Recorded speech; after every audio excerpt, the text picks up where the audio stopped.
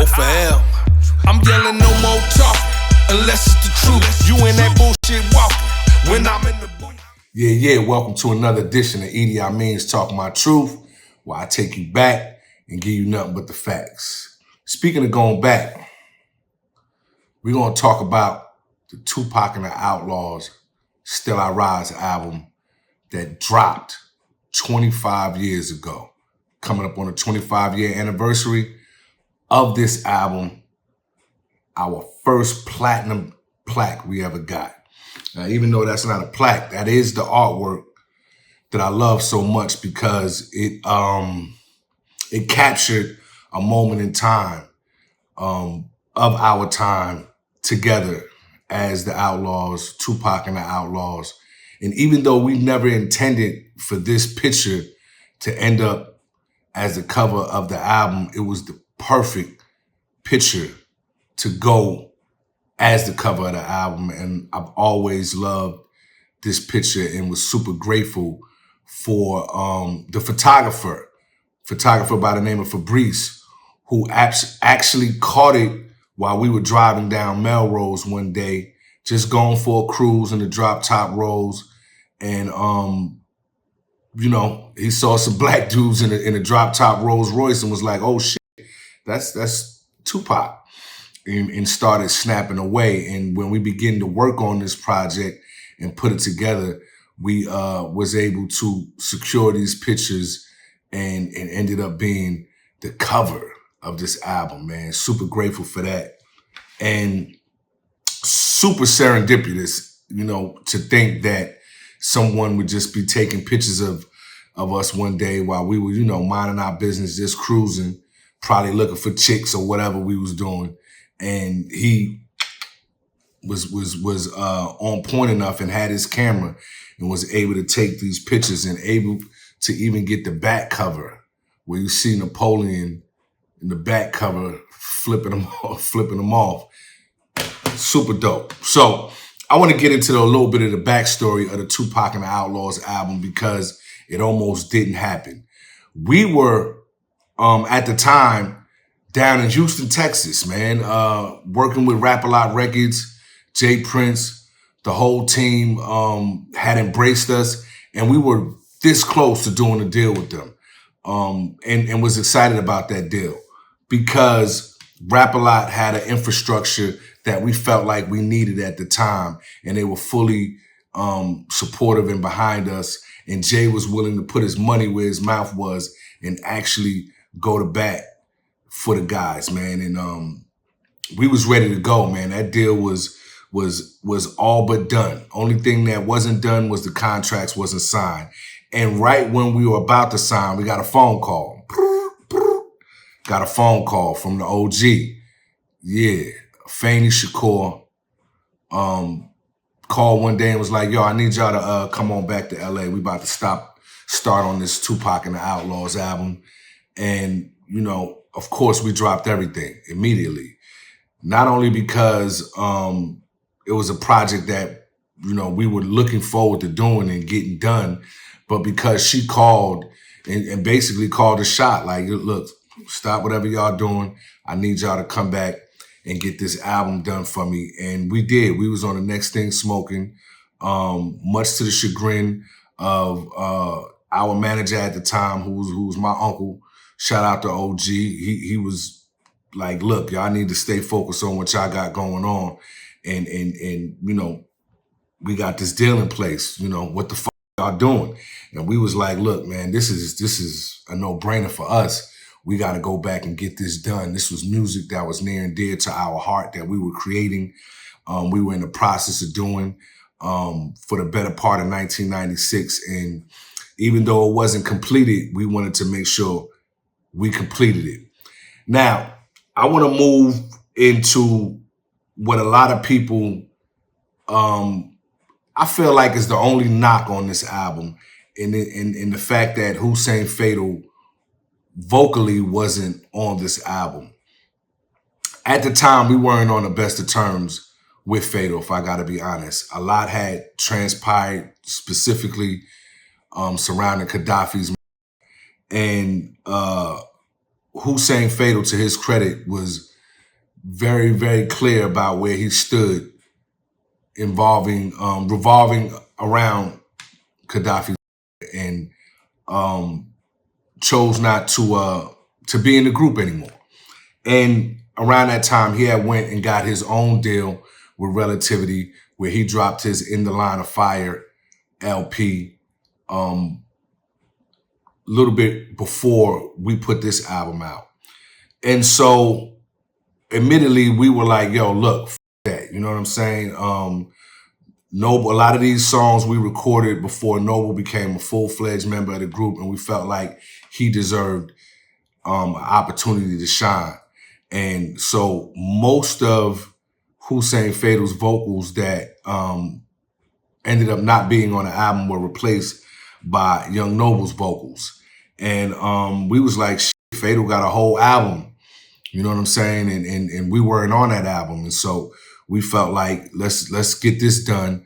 And nah, he shouldn't be on this album. And collectively, along with Afeni, we agreed to do it that way. Although I will add this, he received all his publishing from the album. One thing we didn't do was, you know, take him out of that and try to, you know, not see him get his publishing. So he definitely got his publishing, and the originals are out there. Everybody knows the originals. Everybody knows the original tracks that he was on.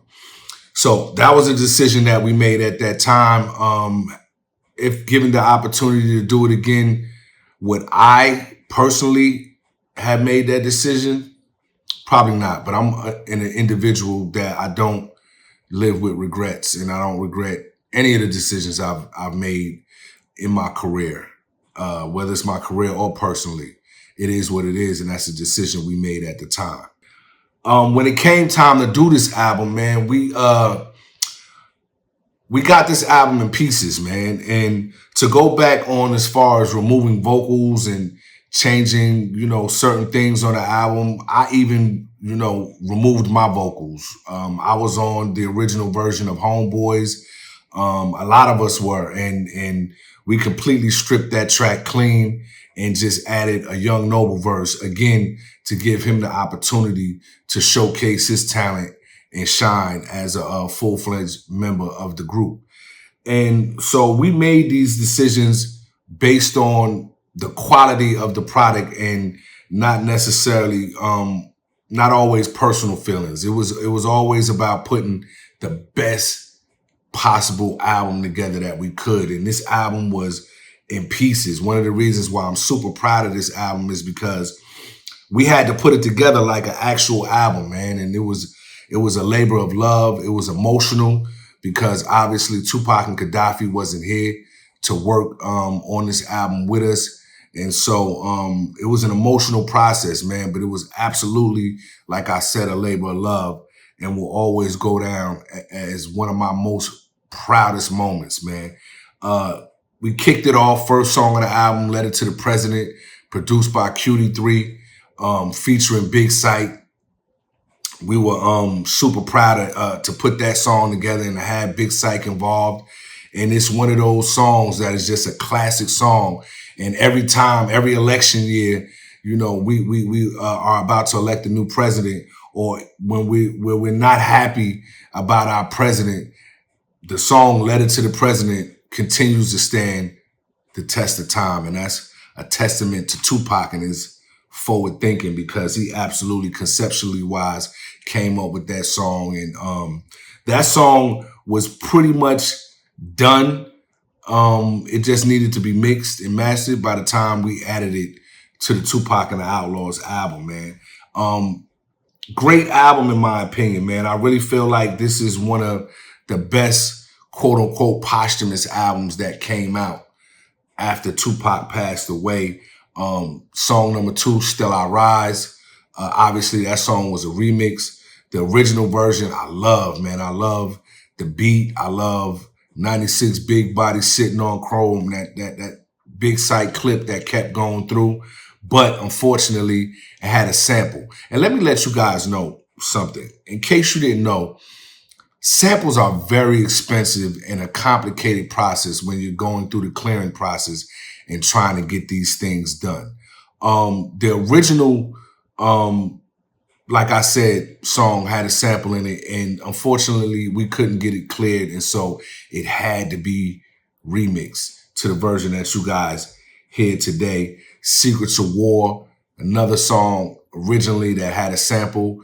We had to remix it. I remember when Johnny J did that track, man, we was all in the studio, burnt out, had been working all day. Most of us had either tapped out and left or went to sleep. But I was there through the whole process. The studio was my happy place, man. So whenever I was in the studio, especially working on this project that was very personal to me, I wasn't going nowhere. And I was going to stay and make sure it got done the way I felt like it needed to get done. And Johnny J made this beat, and I just thought the beat was so fire, you know what I'm saying? And, you know, I don't remember who else was in the studio, but I know me and Johnny was just like, yo, this is crack right here. We got to make this one a banger. And I went in and came up with a new hook for it. You either ride with us or collide with us. It's as simple as that for me and my niggas. Whoa, that shit went up. I put a verse on it. I wasn't on the original, but I did put a verse on the remix. And I feel like a lot of people, you know, who are, you know, super on the side of originals as opposed to remixes, they still appreciate that one. You know what I mean? Yeah, man. Secretz of War. Heavy track. The song Hell for a Hustler was produced by a cat by the name of Damon Thomas. Now, for some of y'all that don't know, Damon Thomas is actually Kim Kardashian's first husband.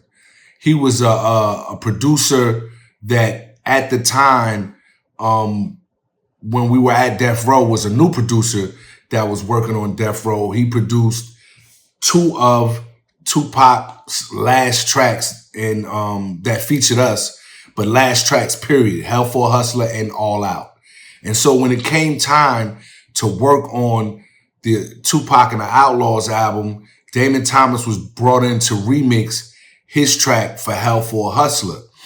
And I walk in the studio one day, and there's Damon Thomas is at the console working on the beat, and in the back is a young chick that I had never seen before. I didn't know. I assumed that she was with Damon Thomas, and she was, and he introduced her as his wife.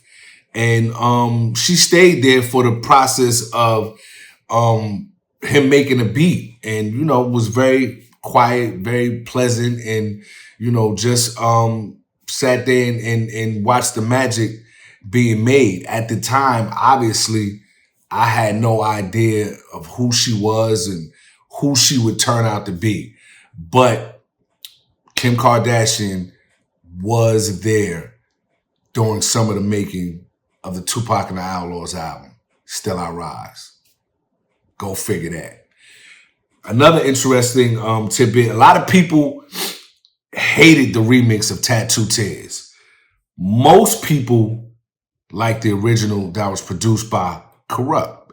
Corrupt did the original beat for Tattoo Tears. But again, like I spoke about earlier, samples were a problem.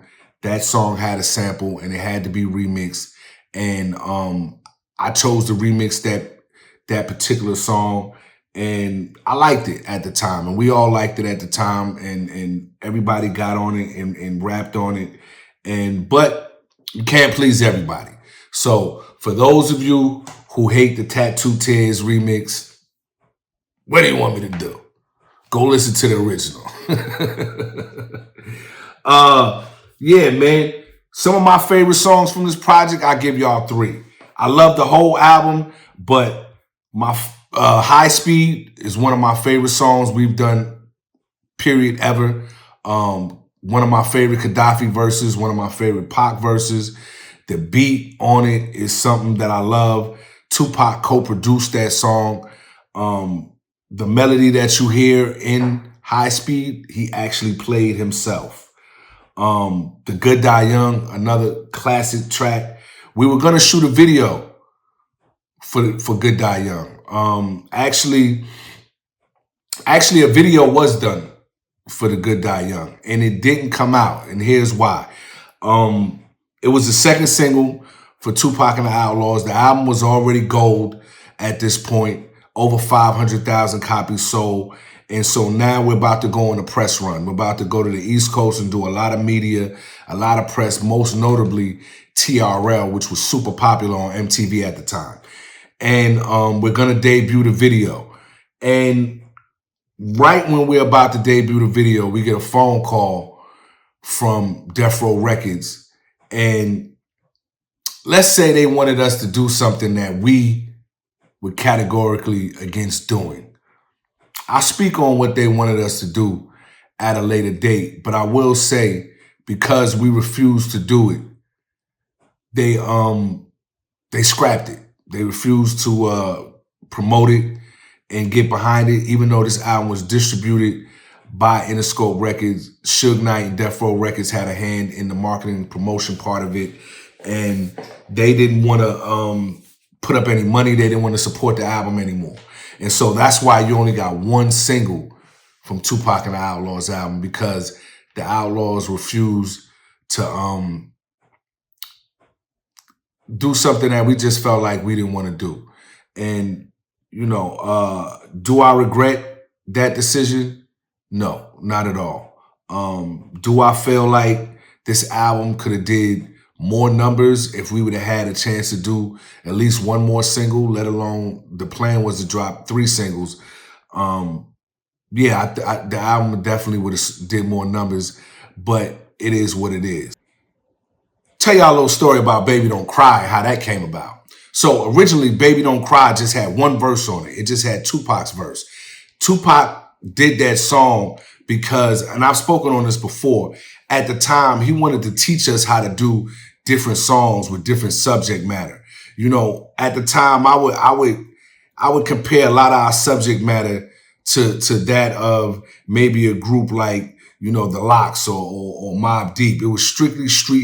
It was very you know, violent, you know, and Pac was like, look, man, y'all not gonna have no female fans if y'all keep doing songs like this. Y'all gotta be able to switch it up. You gotta be able to diversify. You gotta be able to diversify your subject matter. And so one day he just went in the studio and said, yo, I'm gonna show y'all something, and just did a verse on this beat, Baby Don't Cry.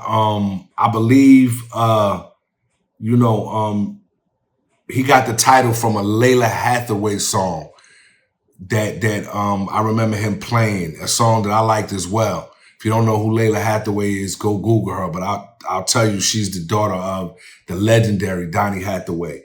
And it was like a part 2 to Keep Your Head Up. And he went in there and did the verse, and then we just moved on to another song. Fast forward to us doing this particular project, Still I Rise, and we got this song with this one verse. And so Soul Shock and Carlin was commissioned to do the remix, and they came up with the beat, did the remix. We all liked it, but obviously it was 4 of us in the group at that time, and all of us couldn't make the track. And so we all wrote verses to the song. We all wrote verses, and then it was time to pick who was going to end up on the song. And collectively, we had all agreed that this had a great chance to be a single. So we wrote the song, and then it was time to take a vote on whose verses would make the song. There was a bunch of people in the studio, including Tom Wally, who was the A&R of this project at the time, and also who signed Tupac Shakur to his first major record deal. Soul Shock and Carlin, a couple of members of the R&B group that sang on the song, a group by the name of Heat, and everybody took a vote on whose verses they wanted on the song. And as history went on the show, we got picked. And when I say we, me and Young Noble got picked. Our verses got picked to be on the song, and that was Baby Don't Cry, man. The whole album was, like I said, in pieces, and we just systematically went through each and every song, putting the verses where they need to be. Some verses were done over, some verses were left as is. The only original song on the project was a record called Y'all Don't Know Us that we did specifically for the album, because at that time we felt like the industry didn't know us. They didn't know what we looked like. You know, of course, we didn't have YouTube. We weren't in a lot of videos at that time. Actually, we weren't in no videos. The Hit 'Em Up video that we did do and made niggas videos, those videos weren't as popular. Well, Hit 'Em Up got banned. Let's just go there. Hit 'Em Up got banned and BET, MTV refused to play it. So unless you had it on VHS or, you know, something like that, you didn't see the Hit 'Em Up video. Made Niggas obviously came out along with the game-related track, soundtrack, but we felt like the industry didn't know us. And so that was what inspired that song. And that particular song features one of my favorite personal verses that I've ever done. And the track was done by Quimmy Quim and Refologist, the Street Criminologists. They put that beat together. I always thought the beat was super dope. And again, very, very proud of the Tupac and the Outlawz album and what it did. To date, it's double platinum. Our first week out, we sold about 400,000 copies. It was a chart-topping success. We debuted at #2 on the R&B hip-hop charts and did well internationally. Baby Don't Cry was a #1 record in Australia. Platinum in gold in many different countries. And so it'll always be a proud moment for us, man. 25-year anniversary of the Still I Rise album. You know, go back, play that album, check it out. Again, my opinion, severely underrated project. And people sometimes minimize our contribution to that project because obviously it's Tupac, Outlawz, but again, that album wouldn't be what it turned out to be without the Outlawz. You know, unapologetically, I refuse to accept the fact that, you know, this is not our platinum album as well as another one for Tupac Shakur. Yeah, it's your guy, E.D.I. Talk My Truth. I'll be back next week with another one. Go. Let's get it. Let me talk my truth.